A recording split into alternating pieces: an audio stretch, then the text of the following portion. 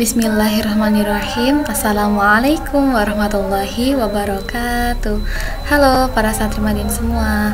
Bertemu lagi dengan Ustazah Ana di sini. Nah, pada kesempatan tahsin kali ini, Ustazah ingin memberikan materi tentang hukum nun sukun dan tanwin di dalam hukum tajwid. Nah, para santri kabarnya gimana? Semangat ya, harus tetap semangat, tetap rajin belajar dan istiqomah untuk menuntut ilmu. Nah, kemudian kita masuk ke slide selanjutnya ya. Nah, yang pertama di sini Ustazah untuk materi kali ini akan memberikan tiga contoh hukum nun sukun dan tanwin di dalam hukum tajwid. Di sini ada izhar khalqi, ada idgham bigunah dan idgham bila gunah. Nah, jika ingin tahu lebih lanjutnya, kita masuk ke slide yang selanjutnya ya. Nah, di sini yang pertama ada izhar khalqi. Nah, izhar khalqi ini secara bahasa yang pertama, izhar khalqi artinya jelas di tenggorokan. Izhar artinya jelas, sedangkan khalqi artinya tenggorokan. Kemudian secara umum pengertiannya izhar khalqi adalah pengucapan nun sukun atau tanwin. Nun sukun itu nun mati ya. Kemudian yang sesuai dengan makhraj tanpa disertai dengan dengung ketika bertemu dengan salah satu huruf izhar khalqi. Jadi cara membaca atau makhrijul huruf ketika bertemu dengan ayat yang mengandung bacaan izhar khalqi, kita harus membacanya secara jelas. Nah, di sini huruf yang masuk ke dalam izhar khalqi ada huruf alif, ada huruf ha, ada huruf ha, kha, ain, dan ghin. Nah, nun sukun atau tanwin dibaca jelas ketika bertemu dengan salah satu huruf izhar di atas ini. Jumlahnya ada 6 ya, diingat-ingat. A, ha, ha, kha, ain, dan ghin. Kemudian kita masuk ke contoh bacaannya. Nah, di sini ada 3 contoh bacaan tentang izhar khalqi. Nah, yang pertama ada minha. Nah, di sini ada nun sukun bertemu dengan huruf ha. Jadi bacaannya jelas minha begitu. Kemudian di sini ada min khalaq. Nah, di bacaan min khalaq sini ada nun sukun bertemu dengan huruf kha. Nah, di sini ada huruf kha di sini. Kemudian contoh yang ketiga hasidin idza. Nah, kalau di sini adanya kasroh tanwin bertemu dengan huruf alif.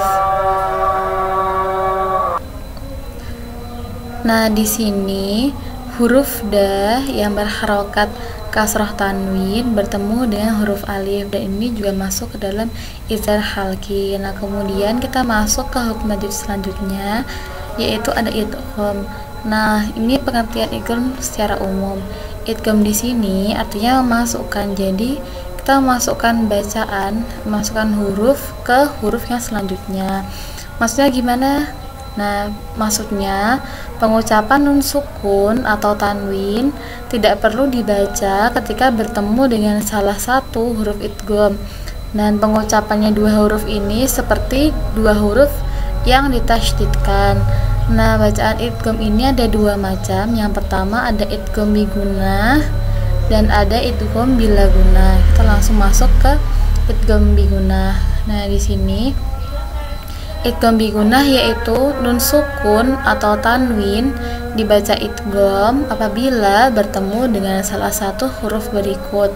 Ada huruf ya, nun, mim, dan wa. Nah, cara membacanya ketika idgham bigunah di sini adalah dengan mendengung. Nah, kemudian di sini kita masuk ke contoh bacaan idgham bigunah. Yang pertama ada may ya'mal. Jadi di sini ada nun sukun yang bertemu dengan huruf ya.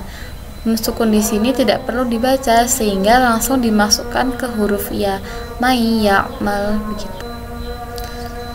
Nah, Jadi seperti ada huruf tasydid di huruf ya, tapi sebenarnya tidak ada karena ini namanya hukum idgham bi gunnah. Kemudian contoh yang kedua, miwarok. Nah, di sini ada nun sukun bertemu dengan huruf wa.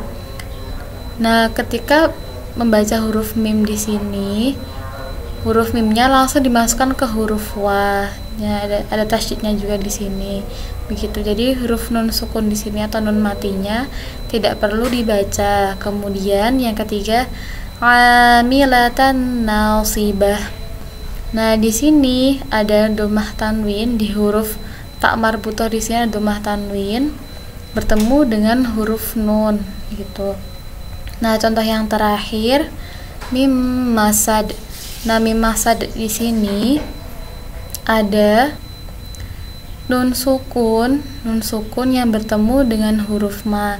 Tapi nun sukun di sini juga tidak perlu dibaca. Jadi langsung mim masad, seperti ada tanda tasydid di atas huruf mim yang kedua di sini begitu.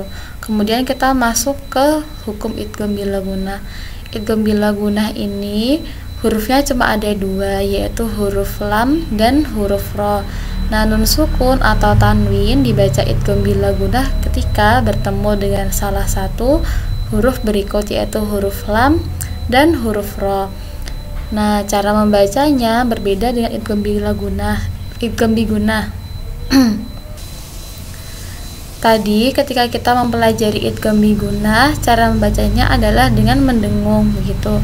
Sedangkan di sini idgham bila gunnah tanpa mendengung. Jadi ketika bertemu dengan huruf nun sukun atau tanwin, huruf lam dan ro ini dibaca tanpa mendengung. Nah, di sini ada contohnya. Di sini malam. Nah, ada huruf nun sukun kemudian diikuti huruf la. Jadi bukan man lam tapi malam. Jadi huruf nunnya ini dianggap tidak ada atau hilang. Kemudian contoh yang kedua, mirrabbihim. Nun sukun di sini juga hilang karena langsung masuk ke huruf ro, seperti ada tasydidnya. Tapi di sini membacanya tidak perlu mendengung begitu. Kemudian contoh yang ketiga, la illam. Nah, la illam di sini ada nun sukun juga bertemu dengan huruf lam gitu. Jadi cara membacanya tidak perlu dengung dan harus jelas juga. Kemudian contoh yang ketiga, khairul laka. Nah, di sini ada huruf ro yang berharokat dhammah tanwin bertemu dengan huruf la.